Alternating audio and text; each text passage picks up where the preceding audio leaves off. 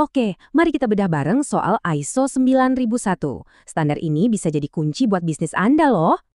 Kalau bisnis Anda mau main di pasar global atau menang tender besar, nah, ada satu standar yang wajib tahu. Ini dia yang akan kita bahas. Apa itu ISO 9001, kenapa penting, tantangannya, dan gimana cara dapatnya.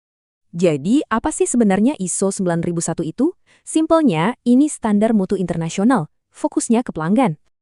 Dan ini bukan cuma buat perusahaan raksasa ya, dari UKM sampai korporat, semuanya bisa pakai. Standar ini juga terus berkembang. Versi terbarunya lebih fokus pada manajemen risiko. Nah, sekarang pertanyaan utamanya, emang sepenting apa sih ini buat bisnis Anda? Pertama, ini seperti paspor bisnis global, diakui di lebih dari 170 negara. Di Indonesia, ini sering jadi syarat wajib. Hampir 90% tender pemerintah dan BUMN mencarinya. Angkanya juga bicara loh, bisa potong pemborosan 30% dan naikin pendapatan sampai 15%. Jadi intinya, kredibilitas naik, pelanggan senang, kerja lebih efisien, dan pintu baru terbuka. Tapi tentu nggak gampang. Ada plus minusnya. Prosesnya bisa ribet dan butuh komitmen. Siapin dana juga ya, karena investasi awalnya bisa mencapai 50 sampai 200 juta, bahkan lebih.